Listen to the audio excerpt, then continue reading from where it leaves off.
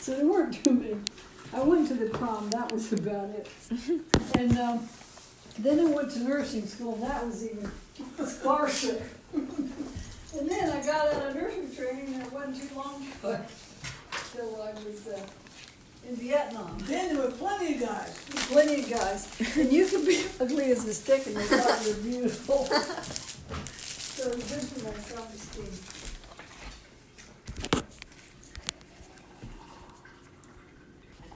I think sugar cookies. Fudge. Yeah, that's what I thought. Cookies. Chocolate fudge.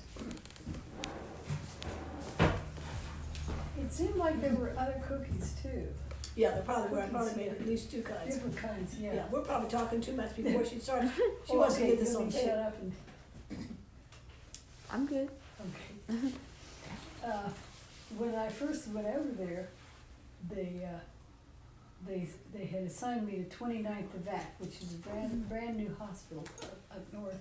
And I got there and they changed it to 93rd Evac, which is quite farther.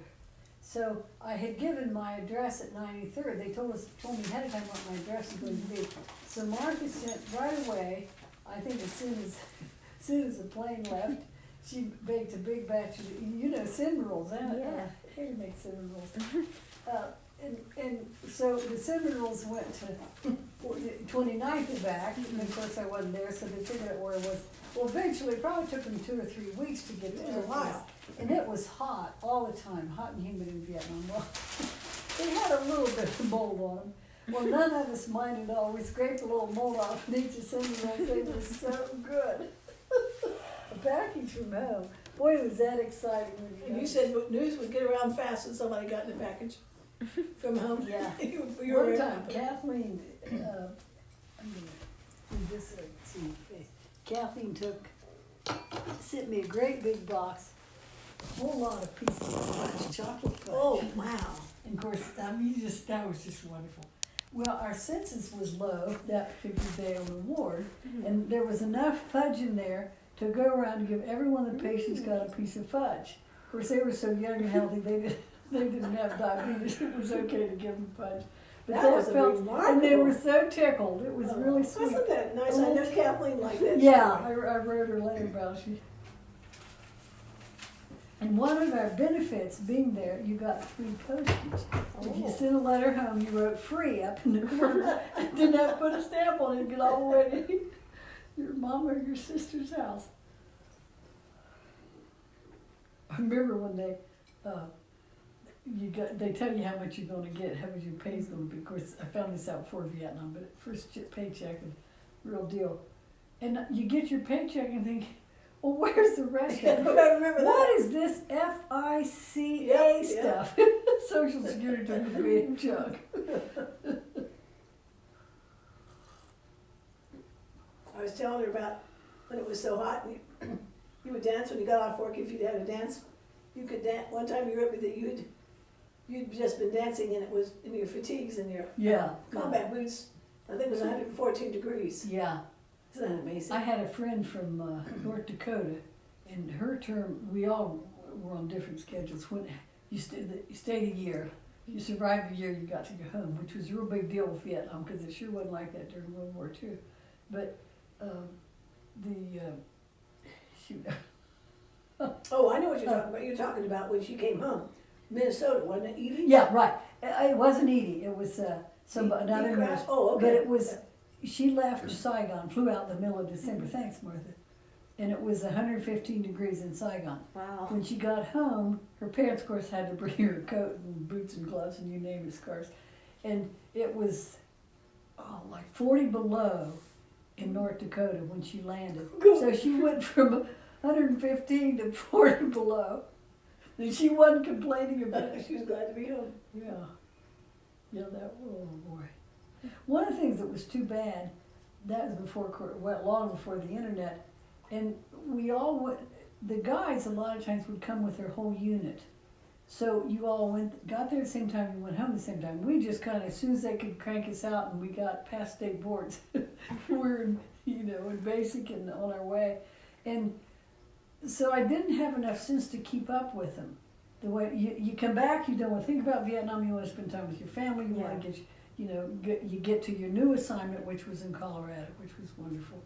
And you're trying to, you don't realize that 2 moves and you'll never find them again. And so there was one I kept up with named Edie. Martha knew her too, a lovely person in Minnesota. And I for years kept up with her, but somehow, she got married eventually. She didn't get married till she was in her 50s. And then that, of course, changed her last name. So things got very complicated and I lost track of her. But if I had known, I would have hunted down some addresses before I left. And they probably felt, I know some of them felt the same way. I wonder if online there's a list of alums who worked at 930 VAC. I bet there is. Yeah, I wouldn't be surprised. 930 VAC is a military hospital. It goes back to before Vietnam. Does it? Yeah. I should Wow. Google it sometime. Can you describe to Haley, I was talking to her about MASH, which she's vaguely familiar with. Yeah. Or maybe that was Lorraine I was talking to before I came over. Anyway, what it was it like a canvas tent? No, Was it had cement floors, and it was what they call a Quonset hut, the way it's made, which is of course all one floor, and it was the shape of a cross. And that was where you lived? No, that was where the patients, the Okay. hospital was that way, and had six of those. They called them wards, 6 wards, and they had bunk beds, and so the people who weren't as bad off would be on the top bunk. Wow. It was rarely completely full, but if you had an IV, you couldn't be on the top bunk because you needed gravity Yeah. to get it to flow. And one time I was working the midnight shift, and I heard we had a little problem with rodents and snakes and mosquitoes. Oh. Well, I heard that you knew exactly what a rat squeaks out. I'm not talking mice. I'm talking about. And then like 2 a.m. and you hear him squeaking down at the end of this one arm of this cross-shaped ward. And little by little you realize the squeak is getting close. Now you have on combat boots. He's not going to hurt you, but it's creepy. Little by little, he's getting closer, getting closer, he's getting closer. And you don't hear anything for a while. And then you realize now he's squeaking, he's going down the other, and you realize he went right by my feet. Oh, God. One time we had a guy from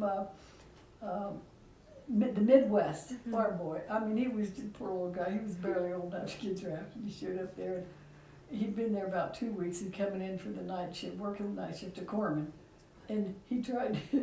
He came about into the door, and he saw this snake, and quick as greasy lightning, he killed it. So he came and told the sergeant. The sergeant looked, and it was a very, very poisonous kind of snake. We steps? didn't have, 3-step. They call it a 3-step. I didn't know its official name, but you died so fast from that snake bite that they said you had time to take 3 steps and then you were dead. And Wow. probably some people survived. I didn't know. Yeah. He was in the hospital or the barracks or what? It was on the way into the hospital. Oh, gosh. They're disgusting. I was telling about the mama sons washing their clothes in the river, and how the nurses warned each other to hide your underwear because you wanted to wash your underwear yourself. You don't want to be washed in the river. You could pick up some unsavory Now they disease. did in Long Bend. They didn't do it on the river, but there were some places that did. We had a little bit better facilities. Oh, okay. But we didn't have a choice about getting them, and it made sense. The U.S. government had a deal. They need the employment, and they sure as have, made, of course, they didn't have a washer and dryer. And they were so amazing, real agile, tiny little things, none of them were overweight. And they would sit on the floor. The older I get, the less I can comprehend being able to do this. And their back straight, and have their legs crossed, and they'd be scrubbing. They had little scrub boards, and be scrubbing your laundry. It was really touching. And most of them didn't speak any English, and they'd be all chattering at once, words. We had no idea what they were saying. And they'd clean our boots and shine them up. But actually, that was nice to have them do that because we worked 12-hour shifts, and we didn't have. They had a system where and they lay it out to dry. They had some clotheslines, but they laid anything out on the ground to dry. I was thinking that your pretty blue and white sundress had been washed in the river. I was telling Haley about. No, it wasn't the river, but it was. It was pretty dingy. Yeah. Oh, yeah. I told that story. Yeah, that was funny. I mean, I had no idea. You were a little bit surprised I was going to wear it. I think you told me yes. you might want to find something else because everybody. I mean, it was so modest. It was short sleeves, and it had no collar. It was got a neck about like this neck, and it had the cutest little flare. Yeah, it was a cute Got dress. But I mean, I bought it for whenever my roommate in Northern Virginia had been, both of them had two roommates, and they had both been to Vietnam, so they had all kinds of advice. And one of them to get some cute Cotton clothes, sundresses, yeah, and something would fit. He didn't want to buy a wool suit or anything, and that particular blue dress was one of them I got for him, whatever. But that boy, the laundry did a job on it, and it was so cute. After 2 weeks there, and then I pulled it out of the closet. I was horrified. Yeah, isn't that fun? You'd see things that back you got your USA eyes back on, and you realize that was.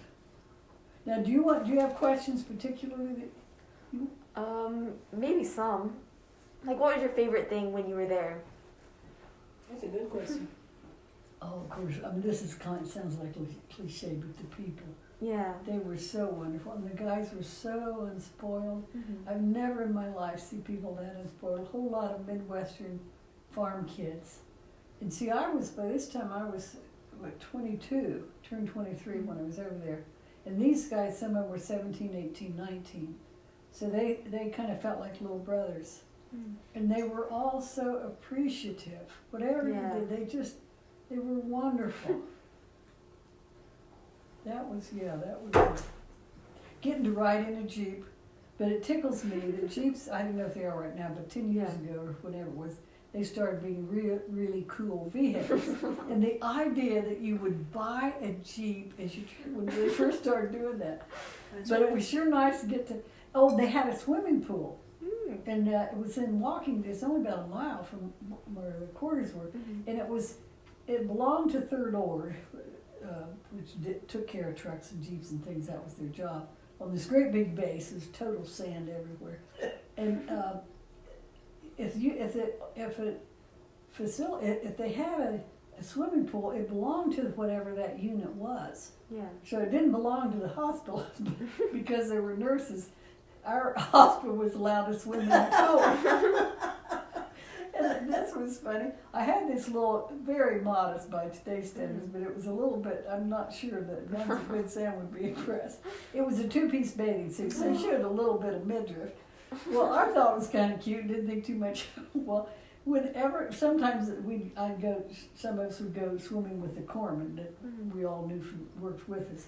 So we'd head out, and every time I went, they'd have a camera. And it took me the longest time to figure out, why are you taking cameras to the pool? Oh, gosh. Well, one time we had this great big thing that holds X-rays. You put an X-ray in front of it. I know they're still using it. Turn on the light. Yeah. You've seen them on TV. Yeah. Yeah. You can see the X-ray better. Well, here they had these slides. People took slides like those days. Next thing I didn't realize, and all the guys were hanging around these slides. Look at And I these thought, girls. oh my God, I couldn't believe it. They were, It was me and my wife, but, they called it bikini. It wasn't really bikini. no, I'm sure it wasn't. It was, okay, Tell I'll her shut about the up. mama son that, or whoever it was that, you walked in and found she was giving herself blood. Her blood Oh. that had been stored, it was old and should have been pitched. Yeah, what was it? She thought she was feeling down, and so she sneaked back into the Oh, jeez. part where you store the old blood, and it should have been pitched by that Yeah. time. But she found it with her name on it, and so she knew how to hook up the contrivance. She had donated it, Oh, okay. and so it was a match, of course, it was perfect. And then she was having some trouble. And so she said, well, shoot, I'm going to go take it back. And they used blood a lot longer than U.S. did. And they were so impoverished. I mean, the war was Yeah. awful hard on them. Yeah. It was hard when I got back, realizing what a mistake Vietnam was.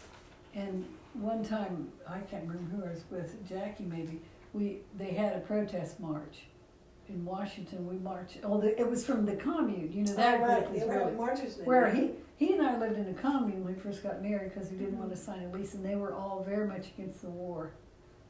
Kind of left-wingers, but really good people, very concerned about the poor. And in fact, I did a little, it probably was illegal. They would spill glass, spilled blood on the White House walls, and I was picking out a bucket of blood. Well, what they did, in fact, I did this one, I was gonna do it, and I drew the blood for him. I had this, you had these little system, Yeah. and, so he wound up, they would take it and then they'd squeeze it or somehow break it and throw it onto the wall. And then they got arrested. And little by little that brought in politicians, that it got the attention, and it wound up bringing an end to the war, which needed to. We were just Yeah. killing people. The president couldn't sleep at night because of the noise outside. That really was an issue. Yeah, And the kids yeah. kept it up for months. Yeah. 1, 2, 3, 4. We don't It know was a exactly dark, where. it was a hard time. Yeah, it was a dark time. Yeah. Yep.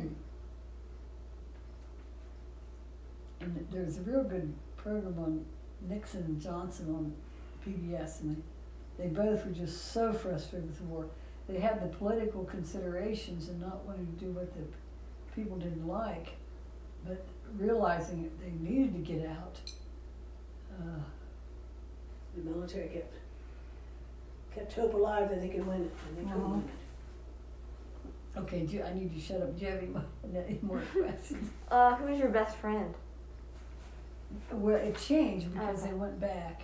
Edie was a real close one, the one lives in Minnesota. One name, last name was Kilbus. Can't believe I can't remember her first name. We went to Hong Kong together on R&R.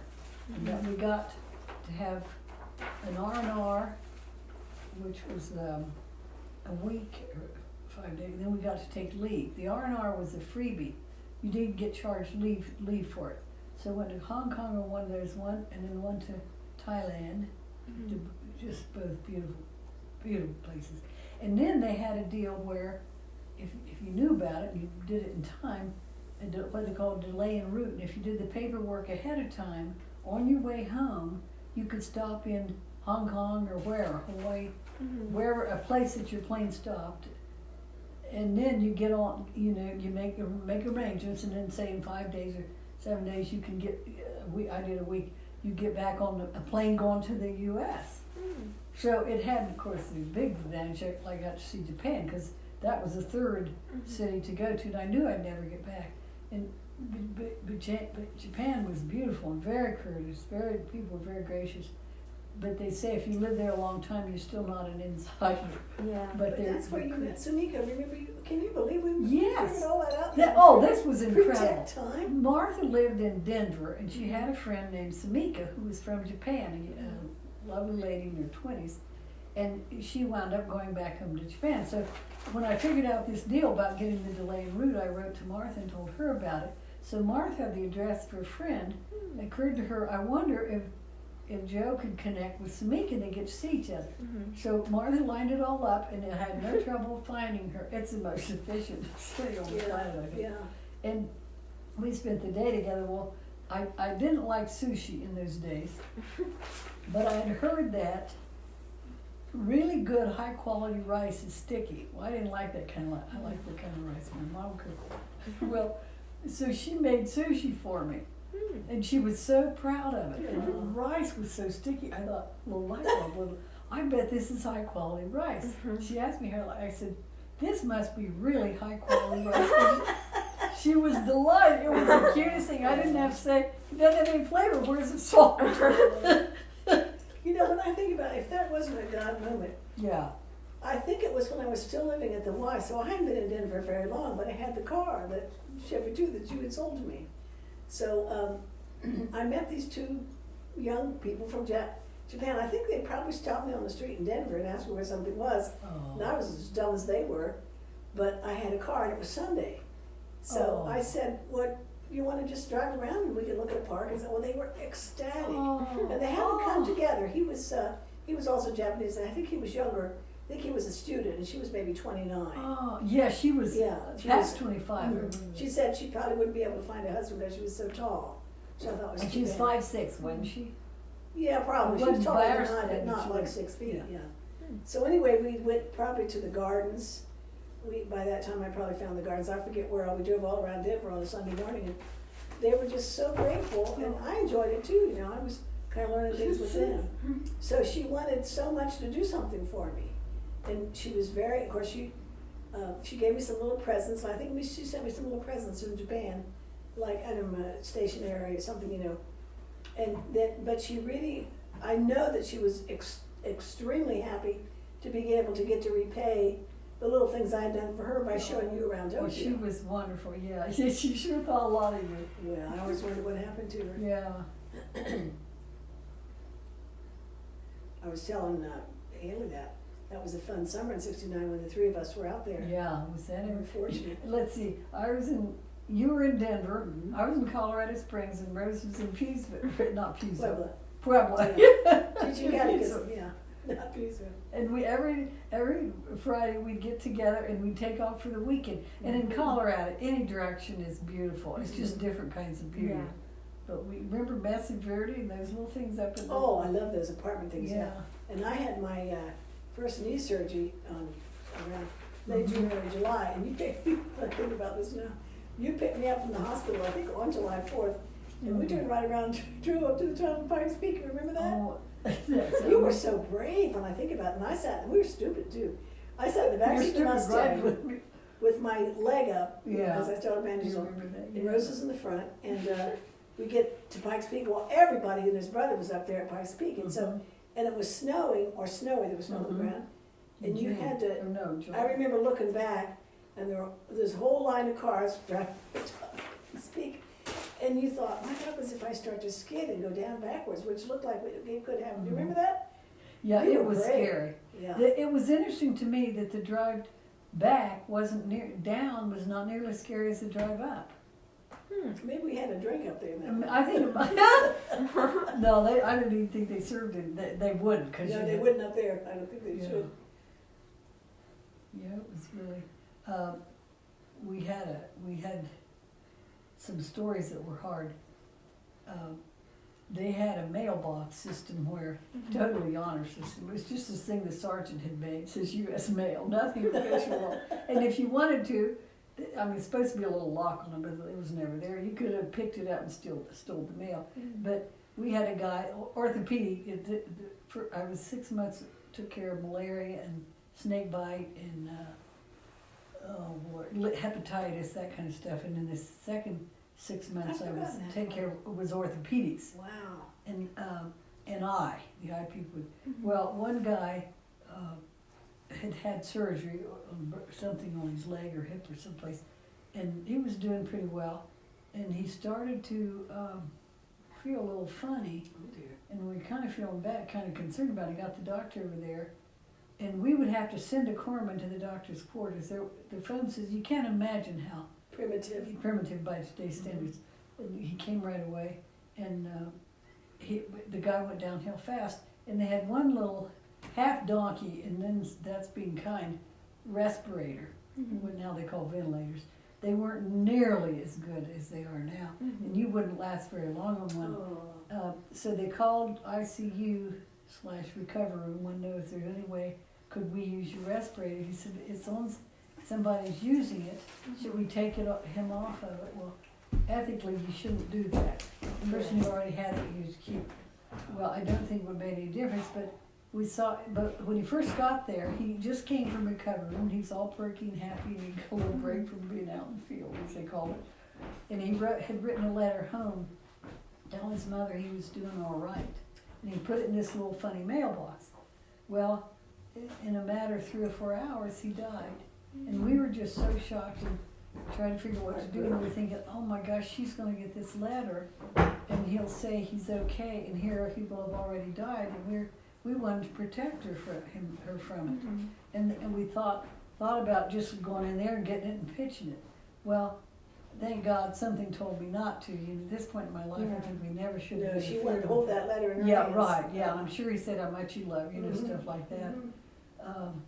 But the doctor told us, the surgeon told us that, he says that's the one orthopedic emergency. Of course, there's plenty of them, but I mean, in terms of life and death, it's what they call a fat embolus. And the fat in the bone marrow from the fracture breaks loose into your blood and becomes like a blood clot. Wow.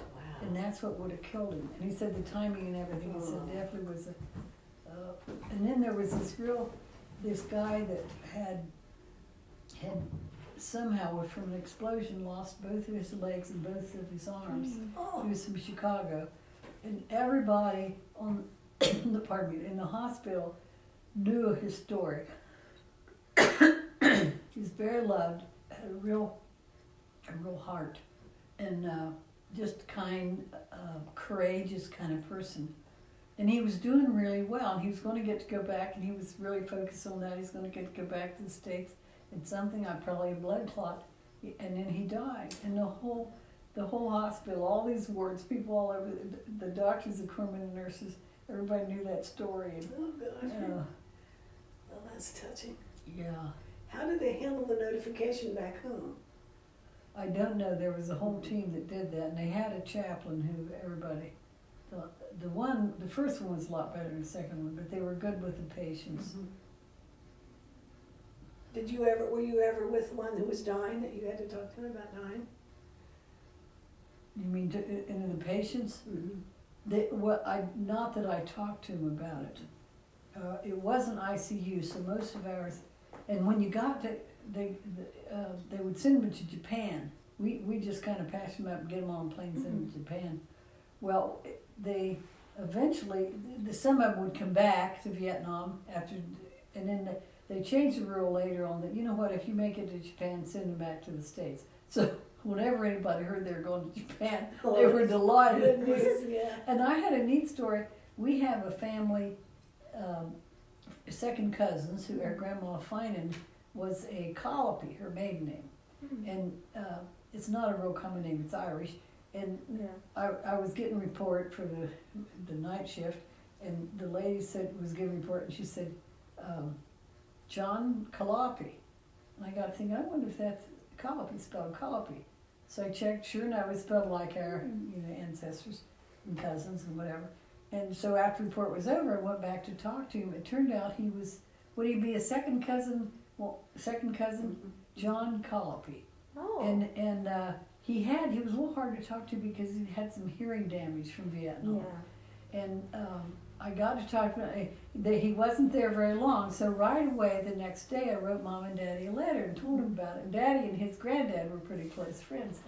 Well, Daddy immediately, which is what he should have called his grandpa, tell him about it. Well, they were ecstatic because they hadn't heard from me. He had written a letter every day. Of course, sometimes you get 4 one day and none for a week. But they hadn't heard from me for 3 or 4 weeks. And here he'd had, I guess, malaria. He was pretty sick. But when you went over, they had you sign a paper that if you're having a moderate illness or sickness or whatever, do you want us to notify your family, or do you want to notify? Well, almost everybody says, no, I'll notify. So he had told them he didn't want them to, well, they didn't know why they weren't hearing from him. They were really worried. So it was, well then, years later, in 1980, when our dad died, your great-grandpa Jimmy, this guy, he lived in Cleveland, which is quite a distance from central Ohio, where the funeral was. Here he was there at the funeral, and he was so happy to talk to him, and I was so happy to see him. And it was, sadly enough, a cousin of his, whose name was Steve Colopy, a year younger than me, had gotten killed in Vietnam, 2 or 3 years before John and I were over there. He was a redhead, the other Colopy cousin. And he said that the little kids would stop him on the street. They wanted to touch his hair. They'd never seen him come that's That's right. cool. I forgot that. You know, I was wrong, Joe. That young man would have been our second cousin once removed because Yeah, he was what you Stanton mean, were right? first cousins. And Yeah. So was Stanton was there? Stanton Was his granddad. So Stanton's. right. Stanton daddy were first John's cousins. dad was our second cousin. Yeah, and I can't think. Was his name John also? I Was don't one we know. knew the least because they had moved away. Okay, that's why. But I think Sharon was in that family too. Sharon Colopy? I think that's Yeah, his she was, sister. wasn't she? Yes, She was you're around right, my she age. was, yeah. They joined one of Yeah. those breakaway groups where they kept the men and women separate. It was kind of an extreme religious, maybe Catholic group. I think maybe a priest had founded it, and it wasn't very healthy. And they lived in a community for a while. It was extreme, but Yeah, I mean, it wasn't torture or anything like Yeah. that. It was. I think they were just trying to be awfully holy, but they were families. You know, they were married couples and families. They needed to live together. So Yeah. I don't know how long, but that's one reason we never knew that family very well. I didn't realize Yeah. that. Yeah. So you had, tell about the monsoon season, you said. Oh, it was- Lord. There's a real cute movie, Forrest Gump. Mm-hmm. And it shows, among other things, his experience in Vietnam. And he talks about the rainy season, and you see all this rain, and it looks, yep, that's pretty cool. And then all of a sudden, the sun comes out like today, and it's gone, it's over. That's And that's funny. exactly what it does. And you get awful tired of the hot, dry, and the dust of these Jeeps going way too fast. Oh, dust everywhere. Nothing is tarred, asphalted or whatever. And then the rain starts, and you think, oh, I shouldn't have complained. Wow. I remember the Huh? story about the mirror. Do I have this right? That big tall mirror which is down on my porch. Mm. That didn't a guy ask what you needed from town, and you said you sure would like a mirror. And he Oh, come, and I think he was on a motorcycle or some kind Probably. of gently thing. And Oh, he comes back with this enormous mirror somehow wrapped up and figured, attached it to his bike. This is what I meant, Haley, when I was telling you she had a lot of boyfriends. I don't mean people that she dated, that the men loved the nurses. Mm-hmm. yeah. And she was, they were Joe so really kind was to us. special. She's always been special. And she She's could not have too 100 different objective. husbands. But anyway, so he comes back from town with this great, but you have to see it, it's on my porch now. This great big mirror all wrapped up with rope and everything, and then you hung it, I don't know what, it wouldn't have been a tent, but whatever your barracks was, you remember you didn't have much room, and so it was real close. You had to look in the mirror, you had to be kind of close to it. So Oh, yeah. the years go, somehow you By got, this time, was that in Colorado? Was it on the Lone Colorado? it probably was, Colorado yeah, 'cause you Springs, had it yeah. for quite a while, and then Yeah. you gave it to me, you didn't have a place for it, it's a good heavy mirror. But one time, I mentioned to you something about the distortion, and you said, distortion? I said, oh yeah, that mirror is very distorted.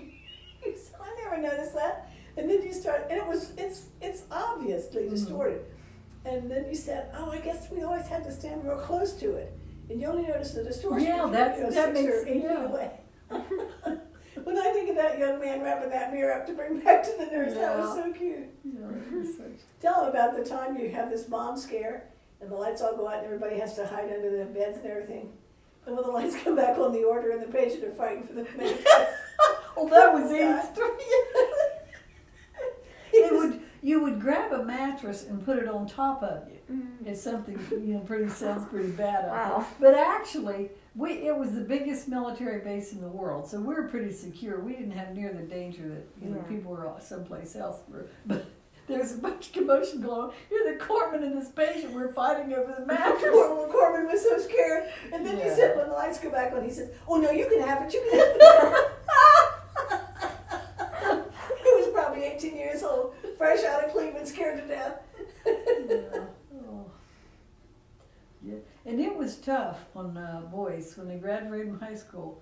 Either you joined the Air Force, you had a plan for college, or you were going to get drafted.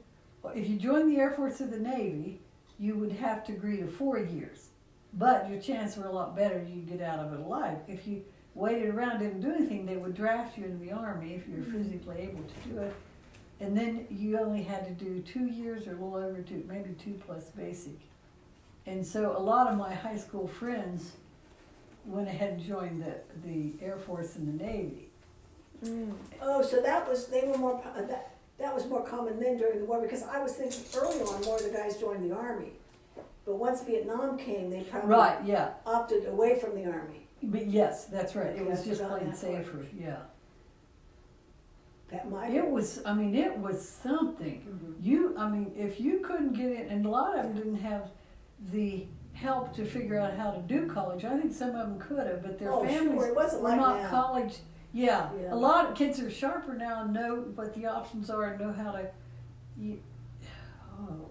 But it was a real kind of a class thing in a way. Oh, it was a class thing. Absolutely was Yeah. a class thing. Yep. And small towns had a much higher percentage of people being drafted than the cities did. They had an unfair quota, and they had these recruiters, but they called it quotas. The recruiters had quotas. Do you remember that, Martha? Yeah, I don't remember how that worked. Michael might remember. He was fortunate to be able to go to college right after high school, so So he didn't have to get drafted right away, but then his draft number was real low. So he knew he was gonna get dragged in. So he joined the Coast Guard.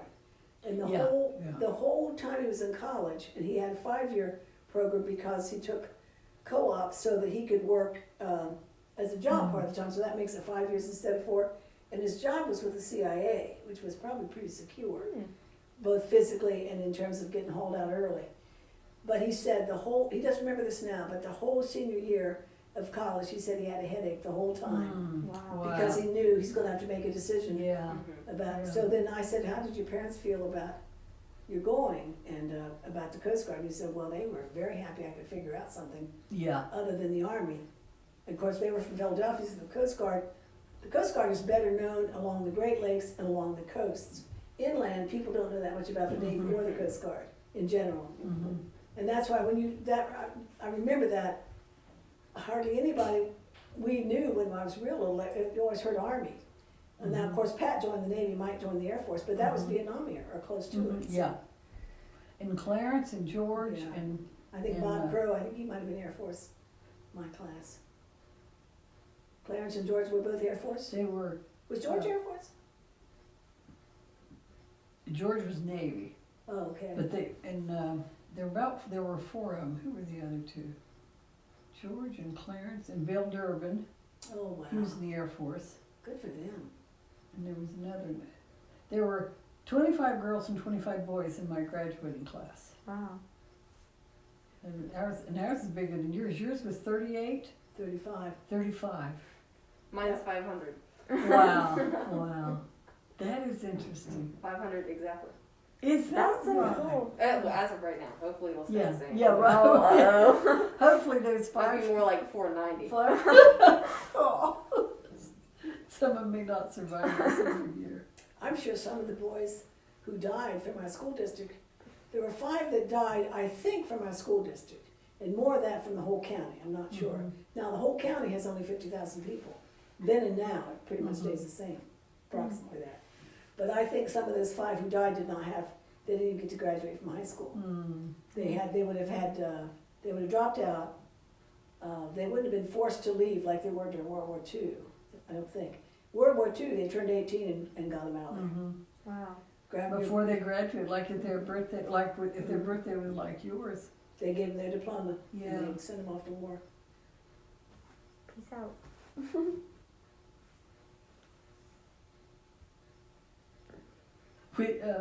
Well, this is in Colorado after Vietnam, but the hospital then was very, very old. Eventually, they have a nice new It hospital. was a there, veterans hospital, right? No, military, Army hospital. Oh, that's right. Uh, So you had some And so the war, in those days, when this was built, which is many, many decades ago, they had the theory that bacteria rose up. So if you had a 8-story building, a hospital, the infectious rate would be higher because it went up. Well, they later proved that was wrong, but because and the land was plentiful back then, but Colorado Springs wasn't the big, so they built this great big long hospital and great big long, almost Quonset type things all over the place. Well, the night supervisor worked the midnight shift, and I was just back from Vietnam, and a lot of these patients were from Vietnam, so we kind of understood what each other had been through. Well, we had this night supervisor we figured was old as Methuselah, and Bet she was at least 40. she would come, yeah, right. She would come down.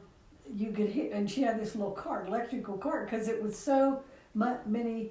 I don't know what you call it miles, but it seemed like it from ward to ward to ward. So you'd hear this little bell on her cart. Well, as soon as that did, these guys that couldn't sleep, they'd come in and sit in the nurse's station and kind of chat for a while. As soon as you heard that, she didn't go like this, so they'd hop back, be in the bed looking so sleepy.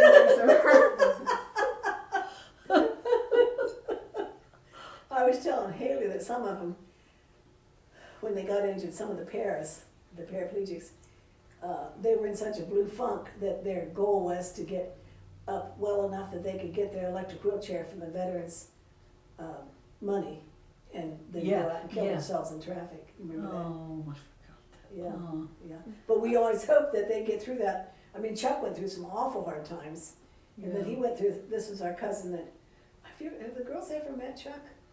No, I don't Well, think he's so. a wonderful No, because he person. doesn't come to Blue Ball Reunion. No, he They can't were, get out now, but he's a wonderful person. He's our age, between my age and Joe's.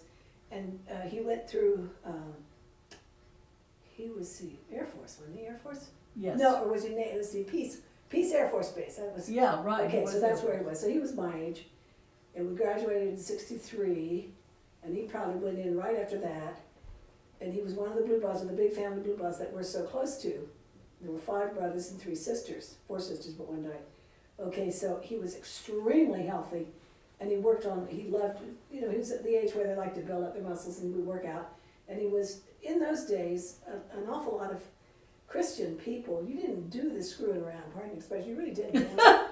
You did, you had dates, but people were celibate. And so Chuck was very handsome. That is a very attractive Oh figure. my gosh, have you seen, there's a picture of him that shows up from in his 20s, before his accident. Yeah. He was built like a Yeah, male he worked model. on that, yeah. Yeah, he had. And that whole family, your grandma Bugsy's family was very nice looking, and his mother's family was very nice looking. So I'm sure the girls were all chasing him.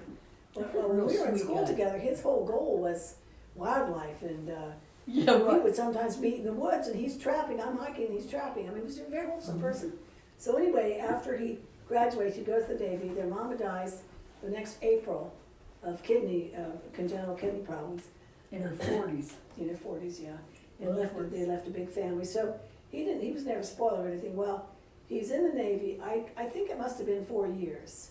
And he Yeah, I got, think that was what it That was. sounds about Air right, Force yeah. and Navy, you had to do Yeah. 4 years. but that way he didn't get killed in Vietnam, so it was a Yeah. smart thing to do. So he comes home, and he always wanted to live out west and shoot a grizzly bear. And he had fine-tuned all this bow and arrow hunting and climbing up in a tree and waiting all night and shooting deer and so on, all the old-fashioned way, the down anyway. So he goes to Washington State, and this is the guy that grew up a mile from us, and that great big, we were 2 big families a mile apart. Goes to Washington State, gets a job at a fish hatchery, makes a lot of outdoorsy type friends, and stays there a couple of years. We wrote letters back and forth, and decides he's going to come back to Ohio because he's starting to think he's about 24 maybe by then, and he's 18, 21, 22, yeah, 23, 24, and he decides he's going to start, he's been dating, but now he's thinking about dating seriously. He's got some money saved, and he wants to come back to Ohio. He doesn't want to start a family in Washington State. So the night before he comes back to Ohio to with his family, he goes to visit some of his outdoor friends, and they just gotten a new motorbike. I think it was a motorbike, not a motorcycle. Anyway, they said, go ahead and take a spin, right near the rest. He hits loose gravel and is thrown from the cycle, and couldn't figure out why he couldn't feel his legs. He lay there for a while, I don't know, an hour or two, till they decided something's wrong. It was evening, summer evening, so they go find him, and of course he's broken his back. So the para he's a high para, and the break is right around in here. The higher it is on the spinal cord, the more function you lose. So he was worse off than Uncle Al. Uncle Al was paralyzed from the waist down from polio, but Chuck's injury was high, so he could still use his arms, but he could not ever get up on crutches. So what I started to say is this is how a young man's mind might work. He went, I hope you never have to see what someone like that goes through, but if you do, you're there, because you help them. Bea and I would go up and visit, because at that time I'd come back to Ohio, and I was looking for work, but not real hard, because I wasn't sure I wanted to stay in Ohio. We'd go up to visit him in Cleveland, the Veterans Hospital, and you sit under the bed so you can see his face, because he's being moved around on Oh, the yeah, that's rotisserie. horrible. Oh, and flip you so you don't get bed sores and, Yeah. oh, it's horrible. It's So like he- you're part of a submarine sandwich. Yeah. You turn you So over. he had a lot of surgeries, and he was in constant pain. And I don't remember how many surgeries he had altogether, but he was always determined to work out and do the best he could for himself. He never lost that hope. He went through a period where he wanted to go back to Vietnam. He was sure he could be a tail gunner. I mean, this is how crazy your mind could be. And so the whole family is taking turns going up to Cleveland to see him, which is like a 90 miles away from the farm. And you get up there, and all he wanted to talk about was if we could just get the congressman to agree to sign a waiver and let this paraplegic shoot the Vietnam.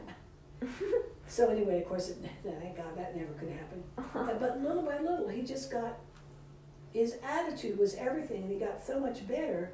He never got out of the wheelchair, but he's the one that took those wildlife pictures that are in my living room. Wow. When things open up and you guys can come over there, remind yourself that the guy who took those pictures is paralyzed from here down. Mhm. And he'd get up at 3 o'clock in the morning, drive up to this orchard, this wonderful apple orchard his dad owned, and set the camera out here on the side of the car and wait for the animals to wake up. Well, they wake up and that car's been there. They didn't see it come in, you know. Mhm. So he got some great wildlife pictures. And I forgot to tell you another part. While he was out west, before I came back to Ohio, he shot a grizzly bear. He's up in a tree, waits for hours, and shoots a grizzly And bear he really with a did bow and get a arrow. grizzly bear. Yeah, remember that its head was in the living room for a long time. Oh my gosh. Who's got that? Well, head that's now? who that guy was. Yeah, yeah. So anyway, he recovered beautifully in terms of his mind, and he had to live for a long time. He lived at the same farm where Michael and I lived. This was the family farm, and Michael and I lived up the hill a little bit, and it was a blessing. We could help both households Oh, could help each other. yeah, you know the house Yeah, you guys stayed at, we- down the we chicken, camped outside of the it. cute picture Yeah. of you and the chicken. Well, that's where. That's Oh where yeah, that was a great chicken. Yeah. Yeah, we went Silas inside the named it house. Oh, that was those are Rachel's chickens. I'll bet you. Rachel Bluebot. They had, and then after she moved away from there, they gave the chicken house to the Dixie who had our house. But there was still a chicken when, by that time, So Rachel Dixie might had still moved. be It's there. evidently the chickens, she moved out, the chicken hung, said, I believe I'll stay here. That's 'Cause- entirely possible. Because yeah. no one lived in the Blue Ball house at that time. The They big one and the camped little on the, Wait, so nobody owns that chicken? Chicken just lives well, there? it kind of was a homeless chicken. Oh, Old chicken. oh my gosh. But I think there was plenty of good stuff to eat. I think that chicken would have done fine there. Well, there was Yeah. also the There's cow weeds people. and There were there's- cows right near that. Yeah. Oh, There's like that's- a yeah, that's- unused Red barn Dermot's thing. cows, yeah, those are fine cows, yeah. Yeah. Those are related to you, so teach them with respect. Yeah. And you know, Uncle Joe, they always said, would have probably, a generation older girls, all of our parents, the Bluebell side, Mom, Grandma Bugsy was the oldest, and there were 3 boys. And when World War II started, when we got in 1941, all 3 of the oldest 3 were married. Mama, and then Uncle Gus and Uncle Gus had 1 or 2 kids already. But no, Mike wasn't born until 42. Anyway, they were married and didn't have to go to the war. Their youngest brother would have had to go to the war. They figured that unless you decide to, you can get exempted Deferment. as a farm boy. Yeah, because you're producing food. Yeah, they were And considered. Daddy said they might have done. He said a lot of people didn't like to do that Mhm. because they felt like it was using privilege. Mhm. But they really did need food, you know, they had to grow Mhm. up. Yeah, food. and he had chickens too. Well, they would have had a lot more. He had been helping with that whole farm. Yeah, right, yeah. Yeah.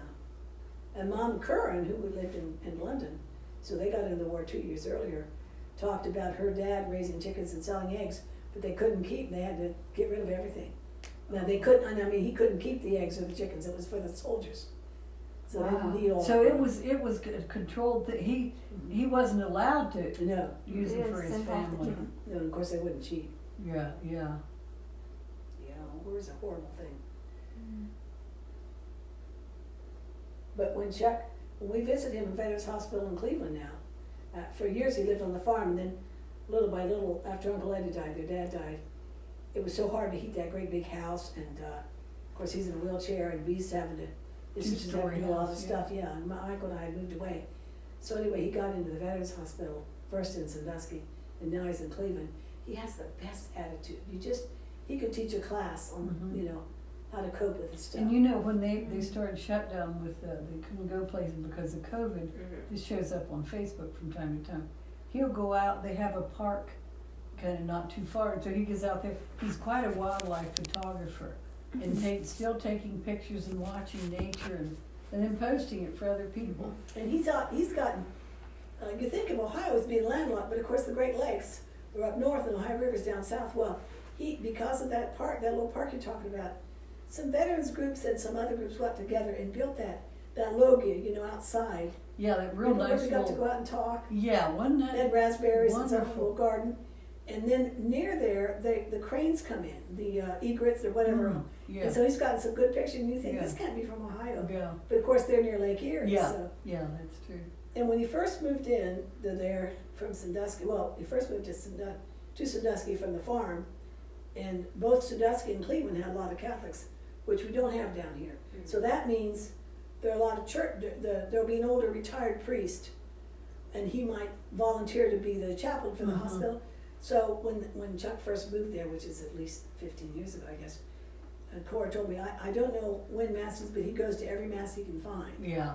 And he had several older friends that were also Catholic that had probably been in Korea, that had been in Korea. Yeah.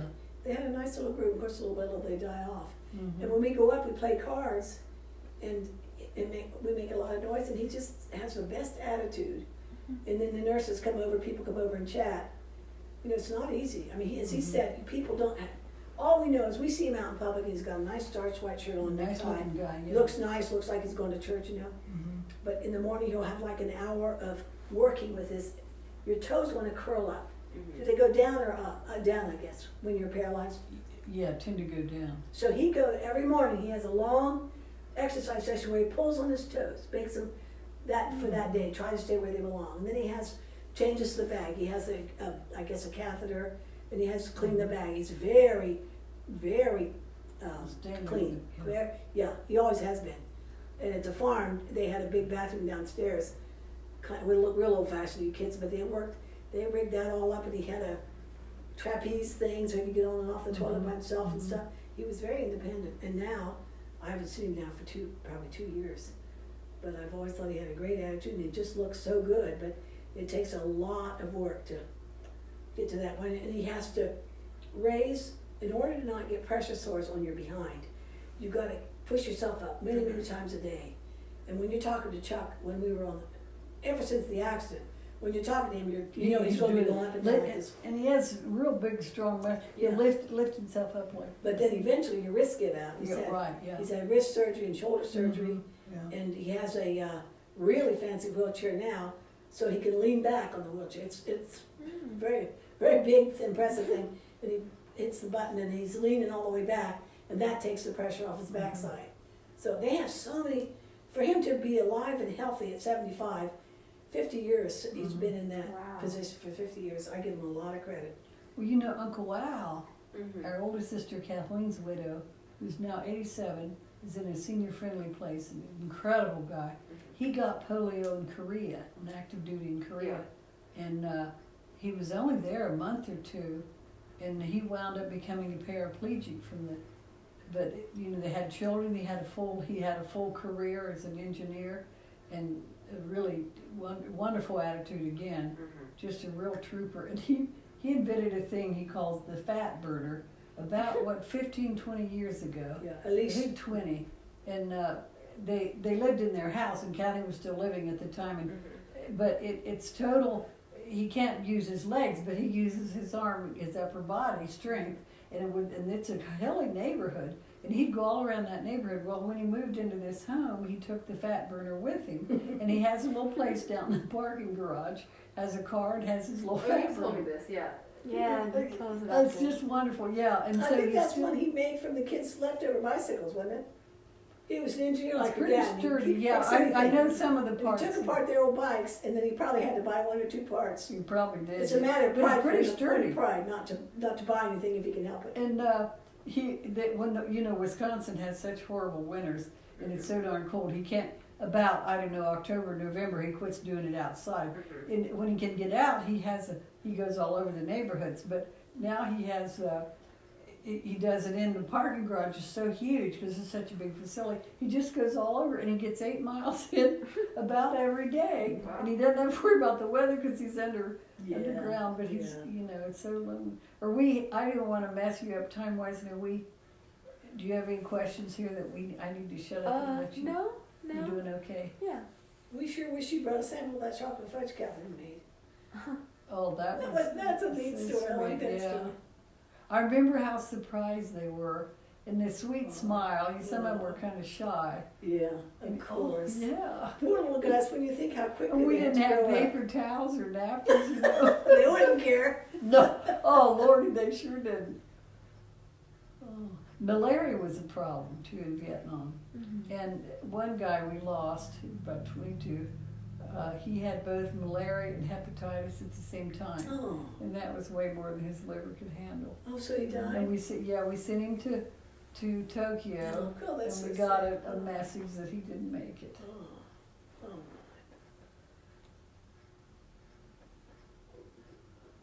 What would you say was the hardest thing about Vietnam? Well, you almost can't put it that way. But one thing I hated, A list, you can give us a list. there were some people who were racist against Vietnamese. Mm. And they used a word which is like using the N-word, Mm-hmm. gook. And I hated that word. And none of the, there's only one nurse I ever heard use that word. Mm. And I didn't think much of her. And the other nurses didn't appreciate it either, that she would use that word. The nurses had a lot of class. But as I get older, I think They get didn't know any another better. perspective. But one of them was, if you're a soldier with a gun, if you fall in love with the people, I mean, it's just so hard. It's so against Yeah. human nature to Yeah. have to be so violent. Well, and they knew they could be bombed by children. That was another hard thing. for Yeah, them. right, yes. Wars, all the rules are Yeah. off. The You can mines. make over a cute little kid in someone else's country and think what a beautiful child, the next thing you know you're dead. Mhm. Because somebody's planted a bomb on that little kid and Mhm. made the kid die and you die, so. Mhm. And then if you lose 2 or 3 really close friends, they were so bonded to each Yeah, other yeah, and so there for each yeah. other. Be like, the worst thing losing your brother, because you've been through so much emotional stuff together. Yeah, Mhm. yeah, we can't imagine. They, a couple months, 2 or 3 months before I came back, they got this little place where you could buy sloppy joes and kind Oh. of right near the, not that far from the hospital. And before the mess hall was open, you ate what they served and you ate when they served. And here was this little place where you could get probably Coke and Well, but what a thrill that would have been. yeah. I mean, I can remember when we started in college, and this was a nice campus. This is a very Yeah, it was middle beautiful. class, very nice Yeah. college. Same order of nuns that what Rose was in, and that Joe was educated by Sisters of Charity Mount St. Joe. And they had a whole new campus they built. They were very proud of it. But we still had very primitive dining. I mean, you didn't have a lot of Yeah. choice for. But about junior, senior year, they started bringing in more stuff. They changed food services. I think they Oh. went to a food service instead of doing it all themselves. And we started Oh, getting some yeah. nice salad bars and Yeah. a little bit of choice. And I remember Mhm. Christmas time, they had we had this gorgeous big lobby. You remember the lobby seat in all the Mhm. windows? Yeah. And they would bring in these real, huge blue spruce trees, probably grew in Real Ohio. live trees, Yeah, yeah. and in those days, they were real trees, and they would spray this flocking on. So you see Mhm. that now all the time, but it's artificial stuff. But there, it was, the trees underneath were real, so they had that wonderful pine smell. And then they would carve ice sculptures of a swan or an angel. Mhm. 2 or 3 of those. Do you remember those sculptures? Mhm. In the Yeah. lobby, that was, Yeah. that was Beautiful. I felt like a rich person. And I was Yeah. thinking about the boys that died and about Chuck too. They had, these were middle class people whose parents owned property. But there's no way they would have had the privilege and the conveniences that the kids have now. Mhm. Even the kids that would be on the farm, of course there aren't very many farms left, but I mean, so in other words, I think that was another reason they would make better soldiers. Look at Rod, Mhm. Roddy, I mean, I was telling Yeah, I her, remember I was Rod. telling Haley before you got here about, they would have owned a lot of land, and they had Mhm. that big sheep herd flock Mhm. that we got to see. But when I remember he opened the door, and I was telling Haley, Aunt JoJo always had a lot of boyfriends. She didn't necessarily go out with them, but there was a line of people that were going out to her with her Mm-hmm. if they had to walk 100 miles first. And she says, she thinks I'm not exaggerating, but I wasn't in that position, and I admired that. Anyway, and all the nurses were very popular with the guys, but especially in JoJo. Well, anyway, so we had, before the guy could go home permanently, they'd make a trip. So the guy who's got his feet shot up Mm-hmm. and thinks he's about well is going to go back to the ranch, and we're going to show Yeah, him, okay, this is yeah. where you're going to sleep, and this is where you go out to the barn, and you're going to help with the ranch. What can you do, and what accommodations have to be made? So it's amazing now when you think about it. You and I rode those guys out there Yeah. in your Mustang, 4 of us in that car. Yes, yeah. 1,000,000 miles to Utah. And Oh darn, we had to see Colorado. yeah, right, yeah. So we get to, and Rodney didn't want to call, and of course didn't have cell phones, he would have had to call from a payphone or something, wanted to surprise his parents, we didn't think it was such a good idea. So anyway, we get to the ranch, and he said, well, I don't know if they're in the summer pasture yet. So we get to the first house, and the door's unlocked and everything, it's nobody there on the ranch, he opens the door, Ma, and ain't nobody here, no horses, where's the horses? So he was very matter of fact about it. He stayed a few minutes and maybe half hour. Said hello to all the wildlife, I guess, in this farmhouse in this kind of desert surrounding. Says, And okay. I mean, there were no houses anywhere. No, I mean, it was no, in the we were middle way of out in the country. He nowhere. said, well, we gotta go to the summer pasture, whatever. What month? Yeah. Well, that would have been around September, I think. So maybe they're going to the winter pasture already. That was probably it. So we get in the car and drive to the other place. Yeah. Sure enough, there's Ma and Pa and the other guy, his brothers. I think he had one sister. They were ecstatic to see him. And I was telling Haley, somehow or other, that ranch woman in this little basic house that didn't have very much extra managed to produce a wonderful Thanksgiving type dinner for us. Remember that? I do You remember remember that? Thanksgiving. You remember that story about they loved to tease the mother. She was very pretty. I think there was a sister or two. And they told the story about, she was indignant. She came home from town because she had signaled, and of course she had some farm truck or something, puts her arm out to signal, and this cowboy drives around and grabs her hand. And she, Yeah, they had, in those days, they didn't have turn signal. I mean, Some of them had, some- the older cars did Yeah, not. or So pickup this truck. was, you're slowing down, this was your turning right, this was your turning left. In fact, when we got our driver's licenses, we had to learn that. well, we still do with the bicycle. You still use Yeah. those signals on the Oh, bike. okay. So the kids probably know Oh, those yeah, signals, okay. That makes sense. And then I remember him in his bedroom putting on those, trying to get those cowboy boots. His whole goal Yeah, was to get back in his cowboy boots. yeah. And he, I'm sure Joe's told you about it, he was a point man. You know what that is? Oh, Well, man. they go, When they're moving forward, they're in a V shape, kind of like birds, the way birds fly. And the first guy is a point man. Oh, It's okay. the most dangerous position. And they switch who's point man. But he was point man. In fact, that's when how he that's got how he was into going it. to step on mine. Yeah. And Joe said she'd never heard of anybody lasting 9 months as a point man. It was a very high, it was kind of like in the Oh, RAF yeah. during World War II, the Air Yeah. Force. Those pilots, and they were officers with Oxford and Cambridge educations, they didn't last long at all. And that's how the point men were. But Roddy, of course, was a little ranch boy, Mm-hmm. probably just had a high school diploma. Yeah.